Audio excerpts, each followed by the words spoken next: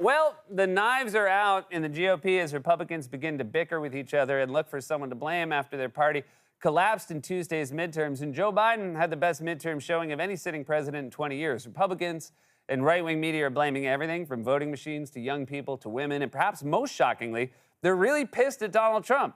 For more on this, it's time for a closer look. You know, going into these midterms, I was never nervous. I knew anything was possible. I was bracing for the worst, but one thing that made me feel better was knowing that we had patriots out there, making sure our elections were running smoothly. Patriots like MyPillow CEO Mike Lindell, who announced before the election that his team would be monitoring every race across the country for fraud through his website, which has, as you would expect, a ridiculous name, frankspeech.com. We're going to be watching every race. We're going to have the real-time crime desk going at frankspeech.com, everybody. You can watch me there tomorrow night.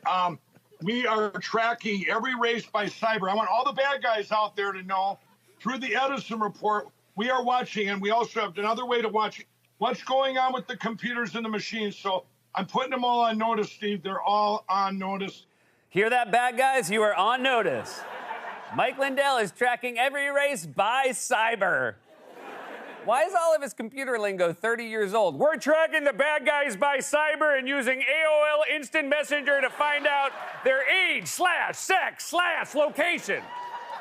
Lindell always talks like he's being forced to write a science fiction novel at gunpoint, but I don't know anything about science fiction. Well, then I guess this is goodbye, Lindell. There were robots and machines who were using cyber to be our bad guys. And mankind's only hope was the Edison Project, led by the fearless astronaut, Frank Speech. So Lindell said he was tracking every race through cyber. He even said during a live stream on election night, when the host tried to wrap things up, that he would stay there and keep tracking votes all night. I think Mike is back. Mike, we were starting to make up wrap-up comments for the evening. What do you think? I didn't know we were wrapping up comments. I got General Flynn coming on, and we got a video of Kerry Lake 40 minutes ago. I don't know if you guys, I'm staying up all night till we win. I don't think it's great advertising that a pillow salesman never seems to want to go to bed. I'm pulling a back-to-back all night or anything not to put my head on that lumpy sack of wrenches. They smell like burned rubber. You won't be surprised to hear that on Tuesday, when it was clear the Democrats had vastly outperformed expectations, Republicans still had not taken control of the House or Senate as expected. Lindell let the world know he had found the bad guys who did all the fraud and stuff. By the way, see if you can follow any of this completely incoherent word vomit. I want to bring in Mike Lindell. Mike, you got some interesting results you wanted to share. Go ahead. Yeah, well, first of all, when you guys were talking before I was listening to you, who attacked our country and what is this all about? It's the CCP, the Uniparty, the Deep State, the Globalists, and now the Democrat Party joining with all of them. Here's what we have. In our real-time crime desk, if you have a graphic to put up, I'm going to show you just one of them, and this is Herschel Walker here. So we're watching these races. Vance was one. I believe early on they were taking Vance, and I think they just didn't put any injection because he totally overran the algorithm. We're watching these races, and it's like real-time crime. I call it a crime spike, and then you get these crime spikes. Jesus, dude. Mike Lindell's the only guy I can think of who would get cut off at Starbucks. Sir, I think you've had enough macchiatos. Let me call you a cab. No, thanks. I'll just fly home. Real-time crime line. He's like McGruff if someone put meth in his kibble. Here's a pretty good way to track how well the Democrats are doing. The better the night they have, the more incoherent Mike Lindell gets. In 2020, Lindell was like, there's fraud in the machines. Very simple. Now the Republicans, and specifically Trump, have gotten crushed again. He's spinning out and vomiting a bunch of meaningless nonsense at lightning speed like an Amazon Echo that got dropped in the toilet. Hey, Alexa, can you give me an election update? China's ECP, Uniparty, Global Deep State, Dominion, CIA voting machines hacked our cybercrime spike through the real-time cybercrime cyber desk. Cyber. Okay. Oh, and also, who did the Dolphins beat this weekend?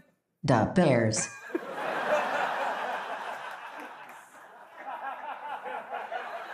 So Lindell is blaming fraud, but many other right-wing pundits are looking elsewhere for suspects. On Fox News, for example, they're blaming the fact that no one seems to hate Joe Biden. There's just not the hatred for Joe Biden that there is for Barack Obama and for the Clintons. There's not a hate Biden vote that's out there. You know, when you go with Trump's on the ballot, there's that hate Trump Democrat vote. People just don't feel the same passion against the guy. I love watching it dawn on Fox News in real time that the stuff they've been saying for over 2 years is total bull. It's like watching someone's face drop on Love is Blind when the reveal happens and they realize they are not into the person they're engaged to. You dips spent 2 full years talking about impeaching Biden and claiming he was actually somehow the nefarious mastermind behind a shadowy plot to flood the country with street gangs, make America communist, indoctrinate our children with wokeism, turn the military into a gender studies class at Bryn Mawr. And nobody bought it. Even the graphics you aired to make him look scary actually made him look cooler than he was, like this one. They mocked up with Biden eating ice cream in front of a burning building. That actually aired on Fox. Biden doesn't look evil. He looks like he just snarled, "Get off my plane," before kicking Gary Oldman off Air Force One. You don't have to like Biden to know he's not some Chairman Mao type revolutionary. He's a 79-year-old man from Scranton who takes the train to work and occasionally gets stuck on stage or trips on the stairs to Air Force One 3 times in a row. Fox News viewers might hate Democrats, but they are the age demographic that when they see Biden, they can't help but think, he's one of us. Fox News tries to make him a villain when he make a far better spokesperson in one of their commercials. But the stare video was actually a clue. That should have been a sign right there that Biden was better at this than we all thought. Even when he falls up. You know, if Trump had tripped on the stairs, he would have somehow rolled all the way down to the Potomac where they'd have to fish him out using a pool scoop. But that was not the only reason, according to Fox, for Biden's performance last night. Apparently, it's also the fault of people who live in cities, single women, and young voters. Single women are voting for Democrats by 30 points. 37. 37 points. Yeah. And in urban America, they're cleaning our clocks in the cities. Cleaning our clocks. I'm not saying anything nefarious is going on, but they are cleaning our clocks in the cities, and we're giving it away. And the fact that these youth voters are coming in so strong on an off year is very concerning. It looks like they've been brainwashed. This new generation is totally brainwashed. Yeah, all these 25-year-old Gen Z TikTokers have been totally brainwashed by 79-year-old Joe Biden. That's why the kids are all doing the Joe Biden challenge, where you try to eat an entire ice cream cone before the burning house behind you melts it. The dumbest part came later when Waters pitched a solution to Republicans' problems with single women. Just make the single women get married. Single women are breaking for Democrats by 30 points. And this makes sense when you think about how Democrat policies are designed to keep women single. But once women get married, they vote Republican. Married women, married men go for Republicans by double digits. But single women and voters under 40 have been captured by Democrats. So we need these ladies to get married. And it's time to fall in love and just settle down. Guys, go put a ring on it. I doubt single women are going to take advice from a guy who looks like he'd walk up to you at a bar and ask, "Did it hurt?" but then forget when you fell from heaven and scramble to finish the line anyway. Did it hurt? Did what hurt? You know, when you fell. Fell where? Up the stairs. Also, dudes, let me give you all a little advice. Just because you put a ring on it, don't expect your spouse's opinions on politics, or anything for that matter, to more closely align with yours. I've been married for 9 years, and mysteriously, my wife still can't seem to find any space in our apartment for my artwork. Why do you think I still have all this on my desk? Because I'm not allowed to bring it home. We have a perfectly good coffee table with nothing on it. And yet somehow there's no room for my Andy Samberg, my doink fell off mummy statue. Oh, but yeah, I'm going to convince her to listen to my political opinions. She doesn't even watch this show. And when I asked her why she doesn't watch, she said our TV doesn't get NBC.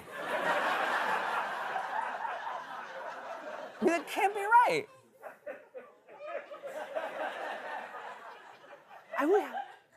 We have Peacock. By the way, Fox News was not the only observer of Tuesday's midterms who seems to have drawn the conclusion that voters just don't hate Joe Biden that much. Biden himself seems to have come away with some renewed confidence, as he made clear in a press conference at the White House yesterday, where he was asked how he would change his presidency going forward. based on the results and gave a very succinct answer. What in the next 2 years do you intend to do differently to change people's opinion of the direction of the country, particularly as you contemplate a run for president in 2024? Nothing. My dude is feeling it. I wouldn't have been shocked if right after he said that, Dr. Jill sped through in a Harley and he just jumped on the back. Also, how great is it to have short answers at a press conference after 4 years of President Alphabet Soup over here? If you ask Trump that same question, he'd say, what am I going to do to change? I'll tell you, you should change the crooked Democrats, because what they're doing, they're ruining this country with the crime and the windmills committing crime. Some people are saying the windmills are forming gangs in New York City now, subway gangs. The windmills, they go in the subway and they pick your pocket, and it's easy for them because when you think about it, they have 3 arms, you know? They wave at you with 2, and then the other one grabs the wallet. When you try to stop them, they just blow you back with their wind. So when it comes to changes, if I'm being honest, and I do want to wrap up this answer, when it comes to changes, I think the great David Bowie said it back, turn and face the strange cha-cha changes. Don't want to be a richer man, but of course I do. I do want to be a richer man. So on that point, David and I will have to agree to disagree. So right-wing pundits cycle through every excuse they could think of for their poor performance. Voting machines, young people, single women, cities, but eventually they did land on one explanation that seems more in the ballpark of reality: Donald Trump. Trump's clown car of bozos and doofuses got creamed on Tuesday. Pro-Trump weirdos running for House and said he got crushed, especially compared to the more traditional Republican candidates who have distanced themselves from Trump. Even Lauren Boebert is struggling to hang on in a safe Republican seat that no one thought was competitive. I'm not saying I was psyched when I saw Boebert was in a tight race, but when they flashed those numbers on election night, I turned to my wife and said, I'm staying up all night till we win. And then she said, take that mummy back to the office. It's a conversation piece. And sure enough, the knives are now out for Trump as the right-wing media fueled his rise to stardom in the first place turns on him, including some of his longtime fanboys at Fox News. It looks like we're, in all likelihood, we could be at the status quo, 50-50 Senate again. If that happens, Donald Trump costs us the Senate twice in a row. Donald Trump's not going to like this, but I got to tell you, the people I talk to, they say, we love Donald Trump. We're so grateful that he beat Hillary Clinton. We love his policies. We think it's unfair how the media has treated him. It's unfair what the Department of Justice has treated him. But you know what? We don't like all the drama. We like Ron DeSantis. That's what I hear. Does Trump win? I hope so. I love the guy. And a week ago, I would have said slam dunk. But after how last night shook out, I don't know now. Democrats will walk over hot coals to vote against Trump. So going into 2024, the Republicans are going to be looking for candidates who are focused on winning, not just making a point or settling a score. The populist movement is about ideas. It is not about any one person. If the voters conclude that you're putting your own ego or your own grudges ahead of what's good for the country, they're going to look elsewhere, period. Nobody is coronated to anything. Nobody. Trump is the past. Man, Republicans are running away from Trump faster than Josh Hawley on January 6th. These guys went from devoting themselves to Trump for over 6 years to suddenly tossing him overboard in the span of 24 hours. I gotta say, it's fun to watch. Fox News versus Trump is like Alien versus Predator, or Godzilla versus Kong, or Biden versus Stairs. Well, guess what? He's not just gonna magically go away, especially after you spent 6 years slavishly supporting him. He's Donald Trump. He's incapable of keeping his mouth shut for longer than 5 seconds. Dude can't even stand still. Whenever he has to pose for a photo op, he does that thing where he sways back and forth like a drunk guy on a cruise ship that's caught in a storm. The GOP might suddenly want to cut ties with Trump, but for Republicans, Donald Trump is like Jason. Nothing you can do stops him. Plus, you know, he always looks like he just drowned in a lake at a summer camp. You guys created this monster, and now you're going to have to live with him. You don't just get to wave it all away and say stuff like this. Trump is the past. You wish he was. It's too late, mother. You doinks.